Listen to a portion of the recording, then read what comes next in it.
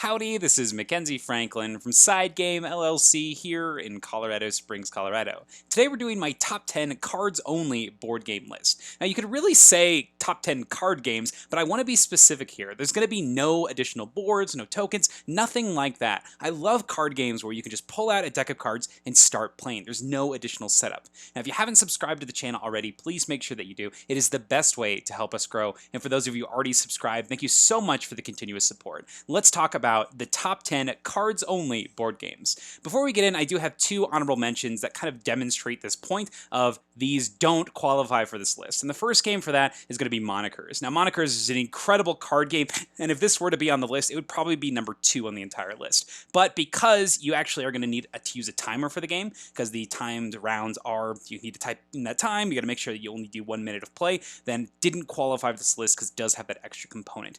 This may actually be more qualified for this because maybe you could just use your phone, so you don't really need to have anything extra. So if you want to put that into consideration, this would be number 2, but didn't want to include it on this list in particular. And the next example for not qualifying for this list is Race for the Galaxy. The entire game is primarily just cards. You have the phase cards that you're going to be selecting. You have all of the different cards that you're going to be using for your different projects and for the different planets and whatnot that you're going to be playing. But there are also a lot of tokens in the game, particularly when you start using expansions. In the base game, you have the victory point tokens already, so that disqualified it for this list. Plus, almost every expansion adds some additional new form of tokens, and you also have those goals in the second one. So this one did not make the list either, but if it did, it would be at number 4. So if you want to put these into the list, you can. They're amazing games, but not for this selection. So with those brief honorable mentions out of the way, let's start off with number 10. Number 10 is going to go to Battle Line Medieval. This is a new edition, essentially, of Schottentotten. This is a lane combat style game where you're going to be playing cards in front of these lines, these battle lines, and trying to win them.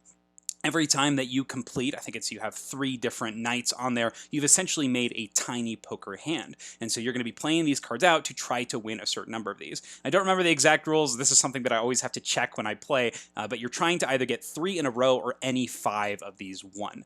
And there's a really cool mechanism in this game where you can prove that you have definitively won one of these combats before either player resolves, and I think that's really neat. And what do I mean by this? Well, when you're playing out into these lanes, you're trying to create poker hands. And so if you can, by process of elimination, look at all of the other cards that are on the board, for example, you have 3 8s and your opponent has 2 9s on the board, and if they had a third 9, they'd be able to beat you. But the other 9s are out there on the board, you can say, hey, because those 9s are there, I have guaranteed won this because you cannot play a 9 because they're all out on the board, so you can claim that control area in the center, so you don't actually have to wait for it to resolve. So I think that's a really interesting take on this, and it's one of my favorite parts in this game. And another favorite part of this game for me is there is some modular expansions in here. You can actually give abilities to the different battlefields if you'd like. You flip them over, or you can even play with these, I forget what they're called. They're like trader cards or something like that. They're essentially super powerful cards that you are going to go back and forth on whether you want to play them or not. And the way it works is on your turn, when you play a card, you're going to refill a card back into your hand, and you could choose to take it from this other separate deck. And this separate deck gives you a special ability. Something as simple as moving one of your cards to a different area, or maybe even destroying a card of your opponent's control. So this can really throw wrenches into plans, but you cannot play them so much because whoever has played the least amount of them actually controls how many are going to get played. So by playing one of the cards, you're essentially giving your opponent the power on getting to play all of the other cards. So it's really scary when you actually end up playing the cards. So it's a really great decision point here. But Battle Line Medieval is a great evolution of the Battle Line system, and I think it's my favorite one out of the entire series. But a great line combat game. This is Battle Line Medieval. My number 9 is a new one to the library. This is 6 Nimmt. Another way that you can call this is Take 5, and there's even an edition that comes with like 2 separate games inside. That's one that we have. But 6 Nimmt here is a very simple, I wouldn't even say this is a push your luck game. It's a simultaneous reveal style game where you're trying your best not to get these points. So this is such a strange game to describe to somebody, and the best way to play it and learn it is to actually just play around. So what happens is everybody has a hand of 10 cards, they'll all put it face down, they'll reveal it, and then whoever has the lowest number plays their card into the center. You have to play it into one of these rows that has a number that's smaller, but also the one that you're closest to. For example, if I were to reveal right now a 32, I couldn't play it on the 28, I'd have to play it on the 30 because it is bigger than the 30 and it is closest to it. And the whole thing about this is you're trying to play your cards in a way that you never play the 6th card, because if you do, you take 5. You're going to take all the other cards that are there. So for example, if somebody had played a 95 and then I played a 96, I'd take this whole center row here and I'd be really out of luck. So the way that you win the game is by having the least amount of points, and you get points by collecting cards that have these bull symbols. It's a very simple game in the way it works, but I really love the tension that comes into playing your hand of cards. My favorite part about the game is the fact that it is multi-round, and each round you have that fresh set of cards, and you're trying your best to do the best you can with that set. It's very fun, it's very fast, it's very frantic, and it leads to some really hilarious moments when you're pushing your luck on whether your opponents have specific numbers, because they go from 1 to 104 in the deck. So anybody could have any number, but the chances may be slim, so it's always up to you on whether you're willing to press your luck on that information you don't know, and if you're willing to risk getting a bunch of bulls. So there's some really cool plans and strategy that you can do with this, despite being such a simple game at face value. I think this is one you need to check out if you like simple, light card games that are going to be for a lot of fun for a lot of people. So that's my number 9, is 6 Nimmt, or Take 5. My number 8 is going to the game Sprawlopolis. This is a solo or cooperative game by Button Shy Games, where you're going to be creating this giant city in front of you. You have a city with all of these tiles that are made out of cards, so hence all the card games. And on your hand, you're going to have a variety of different options you can pick, and you're going to be playing into a central area, and this area is going to have these different terrain types. The whole point of the game, though, is to satisfy these different scoring criteria. You'll start with 3 each game, as well as to create the largest groups of specific types of terrain. So for example, these 2 greens here would score 2 extra points. You get points for your biggest type of that terrain. But the thing that really stands out here are those objectives, and the way it works is really cool. You'll shuffle all of the cards at the beginning and then reveal 3 cards on the backs. Each card has a different scoring criteria, so every card that you're not using for scoring criteria is going to make up your deck of cards that you're going to be assembling this huge city with. It's such a great concept, and it makes a lot of sense. Button Shy does a lot of games that use this similar mechanism, and it seems that it's been reiterated a lot, but I think that this is my favorite one because it does play well cooperative, but I think it plays best as a solo game. There's also even a sequel for the game called Agropolis that does something very similar, just adds more different things to look at, and it's actually my preferred one because I do think the scoring conditions here are a little bit more interesting. As you can see in these pens here, there are some little pigs and chickens, and so some of those scoring criteria will care about the actual animals in the pens. There's even a lot of expansions that you can use in order to combine the different games. There's Combopolis, where you combine Agropolis and the original Sprawlopolis. There's ones for original Sprawlopolis that are beaches that you can put in there, and you'll have a lot of different options with that. So a lot of replayability for this game. But my favorite part for this has to be just that scoring objective criteria. I think it's very smart the way that they've done it. They've ensured that there's going to be variance in the games, but it's also something that you can really think about for a long time, which makes it such a strong solo game in my opinion. And one thing I forgot to mention is you do score negative points for your roads, that each end of a road that is not complete. So it's kind of interesting to weigh the amount of points that you get for playing one card and weigh the points that you'll get from doing another action. There's a lot of freedom and flexibility, and I think it's another one of this game's strengths is your cards can pretty much go anywhere. You can stack them on top of anything. You just have to keep that same direction, and I love that. You have a lot of freedom with how you're playing things, so a lot to think about, and a very great puzzle game. So that is my number 8, Sprawlopolis and Agropolis, but if you're going to get one, I would actually recommend you get Agropolis first.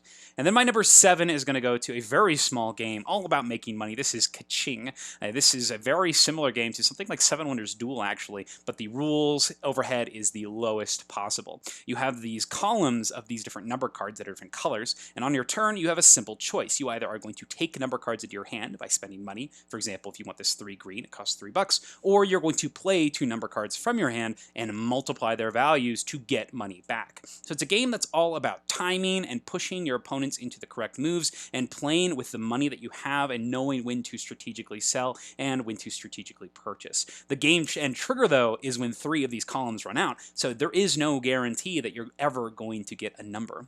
My favorite thing about this game is just how simple it is and how much information is out there at the beginning. It's very easy to digest, very easy to play, and I think it's quite a lot of fun. Now, you can definitely game it out where it becomes a very much a memory game because you can memorize the different cards people have in their hands. And I do think that if you're playing at that level, it is very intense, very chess-like, very abstract-like. It does have that perfect information. But I do enjoy showing this one to two players who are new at it as they discover the systems and getting to see how it plays. So I think that this can either be very high competitive game, or it can be a game that is just very casual, relaxing, and fun. So I think it fits both of those categories pretty well, and it's one that I do recommend. Very small card game, so easy to play, so easy to learn, and some great decisions when it comes to purchasing and selling. Another cool thing about this is there's a wild that everybody starts the game with. It's 2 of any color, so at any time in the game, you can use that wild to double whatever the value of the thing you just bought was, and this is a great way of almost passing, a pseudo pass, which I think is really cool.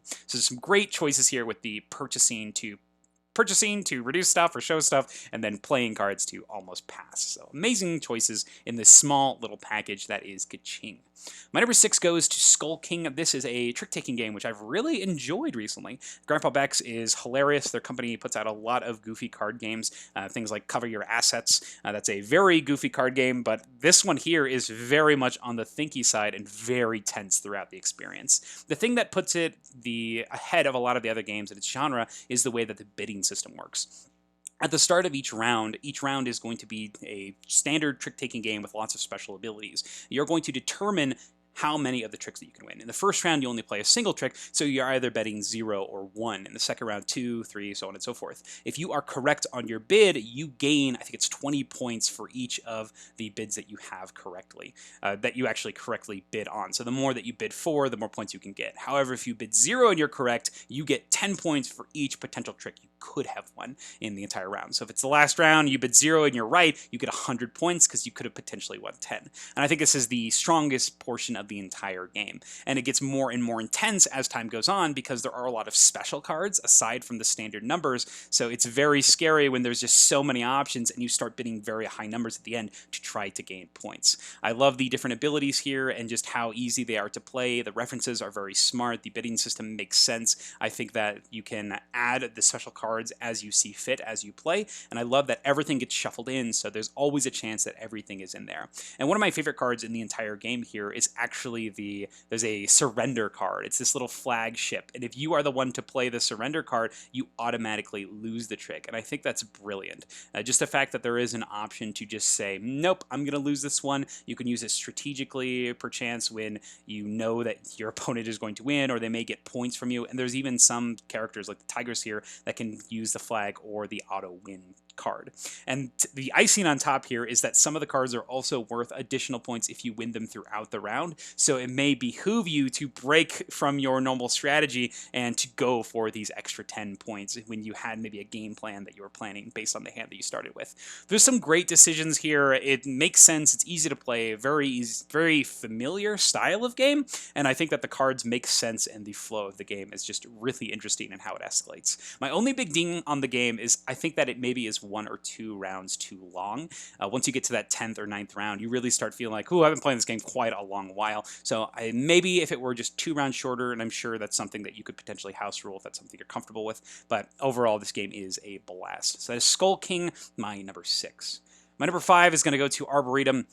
This one here is a classic hand management game where you're going to have a variety of these different colored trees in your hand. It's up to you to arrange them in your own personal arboretum and score a bunch of points at the end of the game. So your arboretum might look something like this when you are finished. And this is the art from the original edition, which if anybody can find a copy of, please let me know. I am out on the look for that. But this is awesome. So you're going to be playing every turn. You have 2 cards in your hand. You'll draw 2 cards, and then you'll play a card in front of you, and then you'll discard a card into your personal discard pile. And when you play these cards, you're trying to arrange them so that they go in ascending and descending order. At the end of the game, if you have the most of a specific color in your hand, you get the privilege to actually score that in your arboretum. So for example, this character here, whoever has all these purples, if they did not have the most purple cards in their hand, they wouldn't be able to actually score their purples on the board. And I think that's such an amazing decision point. because you're constantly being pressured into keeping these cards in your hand, but you only have limited hand space. Sorry, you don't have 2 cards in your hand. You have 7 cards in your hand, and then you draw 2, discard 2 every turn. But you're going to constantly be trying to make space in your hand in order to actually be able to score things. You're trying to place them down in order, because at the end you'll score based on how many of the cards that you can go through, starting and ending with the same color. So for example, with this white here, you could go 1, 2, 3, 4, 5, 6, 7, 8, because it starts and ends with a white, so that'd be quite a bit of points actually. And then the 1s and the 8s are also bonus points. So the best part of this game for sure is that hand management of deciding whether you're going to keep things in your hand or actually put them on the board or discard them because you're out of stuff on the hand. Scoring your stuff is just as important as it is preventing other players from scoring their things. So you may hold on to some high numbers for a color that your neighbor has just because you know if they get those cards, they're going to end up scoring quite a bit of points for them. I love the way that the trees intersect with each other for scoring. As you saw with that white example, you were able to count the purple trees as long as you ended and started with white. And the same thing goes with this oak here. You start and end with an oak. So as long as you have those high numbers in your hand, you can actually score it and get additional points. The scoring makes sense. The cutthroat nature of this game is really understated upon first glance because you are constantly looking for opportunities to advance yourself while also very much viably stopping other people from just scoring specific numbers. It's very, very scary when you sense that somebody has a specific high number in their hand and you just know that it's there and there's no way that you're ever going to get the opportunity to get it. So you may have to pivot right in that moment and shift your strategy as you see fit. I've played games with this where it goes the entire other opposite way as well, where the players at the table are helping each other. They're discarding these big cards. And it's such an interesting experience when that does end up happening, because all of a sudden this take that nature of this game with holding these cards to purposely deny your opponents becomes this game where you are earning crazy amounts of points because players are setting up each other. It's wild. There's a lot of variety that can come from this, particularly with the outcome of these cards, but I think that it makes a lot of sense in the way it works, and it is such a great experience. So that's my number 5, Arboretum. My number 4 is going to High Society. This game is an auctioning game that has a very similar hook to something like QE, where you can pay as much money from your hand as you want, but if you spent the most money at the end of the game, you automatically lose. You're spending your money on these prestige points. They range from 1 to 10, and you also have these other special ones that can double the amount of points that you have. And when it's your turn to bid, you're going to be playing cards from your hand face up in front of you. For example, this person has a 20 out there, and on a future turn, they can either drop out or get all their money back, or they can add to that number. So when you add, you have to use these very strange denominations of cards in your hand, and you simply just play it down on top of what you've already bid. This leads to some really funky numbers and potential overbidding or underbidding, and I think it's really awesome. Your 1 is really important because it allows you to barely edge out somebody over a bid, and I think that's really cool that the big numbers are just as important as the small numbers in this game.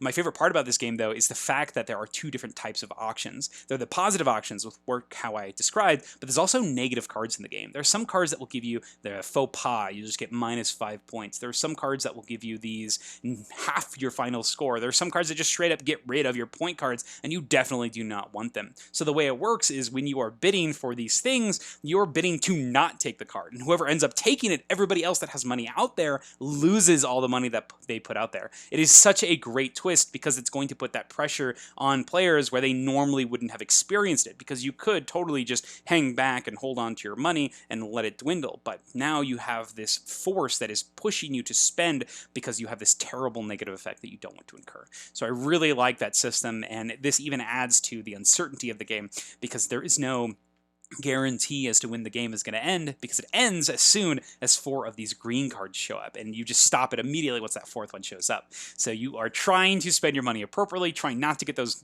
cards, but also trying to have the most prestige before the game suddenly ends. I love it. I think there's so much to love here. The decision points are incredible, and the fact that it makes for a awesome roller coaster of an experience in such a short time frame with a very solid auction mechanism is amazing. This is one that I highly recommend, particularly if you like auctioning games. This does a lot of amazing things, and because of that restrictive nature of that set amount of cash in your hand, it makes it so that the game is a lot more contained as opposed to something like QE where you can write wherever you want. This one, you do have those restrictions that are keeping you almost on tempo and on pace, which I really appreciate. So amazing things here. That is High Society, my number 4. My number 3 goes to Fantasy Realms. It's a card-based combo building game that also features hand management, where you are going to be collecting cards into your hand every turn. Every turn you're going to have a hand of 10 cards, and you'll draw a single card from either a face-up area in the middle or from the top of the deck, and then you'll take a card from your hand and put it into the face-up area. The game ends immediately once a certain amount of cards are in the center, and then you score what you have in your hand. So really easy to start playing. You just start grabbing the cards, but let's look at a couple of these cards. So first off, you have the base value, the upper left here. Just Basilisk here is worth 35 points. And then a lot of your cards will either have bonuses or they'll have penalties. You resolve the penalties first, and some of these penalties are terrible. This penalty here says blank all the armies, leaders, and other beasts. And blank means you straight up turn that card face down. It's no longer in your hand. So when you're collecting these cards, you're trying to get different cards that are going to work together. And then you have bonuses, which are going to give you some special extra way to score. For example, this Rainstorm here gets an extra 10 for each flood. Excellent. The Rainstorm of the Swamp, more points than normal. I love this. I love this idea of having these thematic connections between cards, and I also love that there are some amazing and crazy ways that you can score these points. And the gameplay length is also very small, so the randomness factor is very huge in this game, but because of the quick pace of it, I do not find it that crazy to commit to something like this, as opposed to almost souring a super long experience for something like this. And you can even get some really interesting cards. Let me find an example here, like the Collector here. This one will benefit you if you have a certain amount of suits in your hand. So I really like that. You're trying to mold your hand in order to gain all of the certain colors. And maybe those colors don't quite work together, so it's up to you to figure out which of those specific colored cards that you want. And one of my favorite cards in the entire game is the Gem of Order. It's my favorite one. Can't find it here right now, but the Gem of Order is awesome. Its ability is you're trying to get an entire set of 7 in a row on their base values. So you want a 1, a 2, a 3, a 4, so on and so forth. You need a run that are all in a row. And if you're able to do that, you get like 150 extra points, which is awesome. But because you've done that, you have this hand of terrible cards that probably don't work really well together. And I love trying to figure out how to mitigate that. There's an expansion for this game as well called the Cursed Horde that adds a bunch of these other outsider class cards. They're these golden ones, and they have a lot of these other ridiculous crazy effects that I really love using. My favorite aspect of this game is definitely the push your moon aspect. I love being able to do something crazy with your hand and pulling it off. I love seeing how your numbers and your different combos and how you can make things work, and even using the mechanisms of the game in a positive manner. There was one game that I was playing a while ago where I was using a genie, and the genie's effect is he's worth like negative 80 points or something like that, but at the end of the game he can take any card from the deck and put it into your hand. So what I did was I took this genie, and he was terrible in my hand. I used his effect because it triggers before everything else does, and then I used another card to blank the genie, so I actually didn't get the negative points from it. Oh my gosh, it was so awesome. So there's just so many fun things you can do, a lot of out-of-the-box thinking, and I think that it's just such a small, awesome package. So it's wonderful. I really do like this game quite a bit. The hand management is great, the turn flow is amazing, and the combo potential is so much fun. And if you're looking for a different theme of this, there are even 2 more games that are themed very similar. There is the Marvel Flash, Marvel Strike, if you know the name of this game, Marvel Twist, Marvel something, Marvel Shebang. It's the same game based on Fantasy Realms. It just uses all the Marvel characters. And there's also a Star Trek game that is also in the same line. All put out by WizKids. Go Marvel Remix, that's the name of it. Marvel Remix, and then Star Trek Discoveries, I think is what it's called. And that's the Star Trek version. So if you want a different theme, you can definitely go find it. And I hear really good things about the Marvel one, so go check that out if that's something you're interested in. I'm definitely looking forward to giving it a try myself. But for right now, Fantasy Realms is going to take my number 3 place. My number 2 is going to Cockroach Poker. This is a very different game than a lot of the other things on this list. I think it's probably the closest to Six Nymph. This is a very goofy game of bluffing. The gameplay is very simple. You're going to have a hand of cards. You'll put one face down to somebody and you'll say, this is a blank. And they say, yes, it is, or no, it isn't. If they are correct in their assumption, and you have to take the card. If you ever get 4 of the same animal in front of you, you lose. So there's only one loser in the whole game. Everybody else is winners. Now, there is a third option that you can do. You can actually look at the card, give it to somebody else at the table, and then pose them the same question. You say, hey, this is a blank, and they have to decide then and there. The pacing of this game is wonderful. The rambunctious nature of it, the way that it gets people going, I really love teaching this one as you are slapping things down. But while this is happening, you're also thinking about where you want to put these cards to. You're trying to get that 4 of of a specific animal to a different player. So if you see that someone's collecting stink bugs, you may want to pass a stink bug across to a player. They look at it, they see it's a stink bug, they pass it over to the other person, and then it eventually ends at that person with the stink bug, and all of a sudden they're put in a terrible position because everybody's seen it, they have to call it, and it could push them over the edge into that lose condition. I love it. Now, the game that I want to recommend in particular, though, is the Royal version. This one here offers a couple of special twists that you can optionally remove, which I also appreciate to keep it very simple. But the Royal twist is wonderful. You have these cards that are a new suit, the Royal suit, and they not only count as their own suits, this is a rat, but it's also a Royal, and it becomes a thing you can bluff as, too. This is a Royal. If somebody ever has to take a Royal card, though, they also take the top card from a penalty pile, and that penalty pile is face up for everybody's inspection. So I love this because that same person that had all those stink bugs, now they got to worry about Royals too because there's a stink bug on the top of the penalty pile. I love it. So excellent. And sometimes even Royals end up on the top of the penalty pile, so that chains into a second card. You may have no idea what it is. So much awesome pressure. Love it so much. The other thing that it includes is the addition of these everything and nothing cards. And this is so interesting because when you are passing these cards and calling, you're playing the odds. You know what's on the table, you know what's in your hand, so it can only be a certain amount of cards. But because of these two cards in the game, nothing is ever absolutely 100% certain. You could pass a card to somebody knowing full well that all the frogs are on the board. You can say this is a frog, and if it is a frog like that, then it is. This card is every single animal. And there's also a card here that is none of the animals, and I love that. There is so many cool things that can happen from this game. A lot of hilarity will ensue. And it's one that I recommend with pretty much any age group. I think it's a lot of fun. This is one that definitely closes out a lot more game nights than any other game. This is such a blast. That is Cockroach Poker Royal. And my last game, my number one, is going to a game that has just continuously risen for me, and for good reason. This is Coloretto. I think it's one of the epitome on push your luck games where the simplistic actions are paired with super meaningful choices. Coloretto is a game all about set collecting chameleons. The gameplay is very simple. On your turn, you're going to reveal a card from the top of the deck and place it into one of the piles on the board. These piles can have up to 3 cards. Or you are going to take a pile and all of the chameleons in that pile. At the end of the game, you're going to be scoring based on your highest 3 numbers of chameleons, and you'll get points based on a multiplier. If you can get all the way up to 6, you can get potential, I think it's like 21 points, but you really want to try to get all of a specific chameleon. If you have any other colors outside of your highest 3, those are all going to be worth negative points, and very similarly, the more of those that you have, the more negative points you're going to get for them. This is so awesome because every single turn you have a very meaningful choice. You draw a card, and you have to decide if you even want to draw a card. You either draw a card and then place it, hoping that you may have the opportunity to get into the future, or you can dilute the piles that other players might be wanting to grab, or you take one of the piles knowing that you are going to be safe. That's the pile that you're getting for this round, and then everybody else, though, at the table is going to get some opportunities to be able to get more chameleons than you. A great choice, a great decision, and I think the fact that the rule set is so simple and it's so easy to play makes it one that it's going to get played quite a bit. But the thing that puts it at that 10 level for me, the thing that makes it so that it's something that I am always going to be choosing, always going back to, is actually because of the bonus card promos. Now, there's a set of these promo cards here called the extra cards. And all they do is change one rule in the game each time. And that's it. That's the only thing that they change.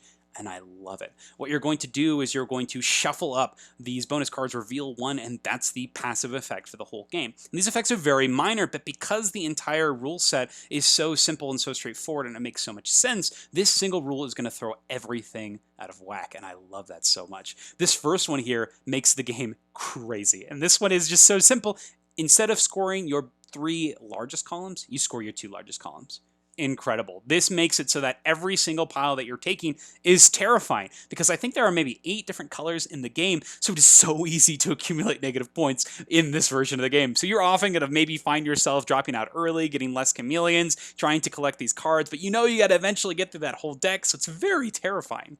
Some of these are going to change the way that the wilds in the game work. Maybe every time you take a wild, you give it to the person on your right, or every time you get 2 extra bonus points, there's cards in there that aren't chameleons but just bonus points, you give them to the player on your left. So taking these is really hurtful, not necessarily to you, but it's going to hurt your overall game because you're just helping out your neighbor. I love this so much. Small little rules changes like this that lead to just infinite replayability with the way that the chameleons come out with the pairings of these, and you could even turn up the notch a little bit more and add even more of these bonus cards. In addition, there's another small expansion called the limit cards that adds something else to it. I believe it's going to limit the amount of potential cards that you can have in front of you or in the boats. I honestly don't remember very much. I don't think we were quite as impressed with that one. But the extra cards for Coloretto, amazing. So big fan of Coloretto, and the fact that it's back in print now, everybody can get a hold of it. If you want to find any of these games, take a look in the description below. But you got to be playing some Coloretto. It is amazing. The art is so much fun. The chameleon collecting is just so gratifying and satisfying.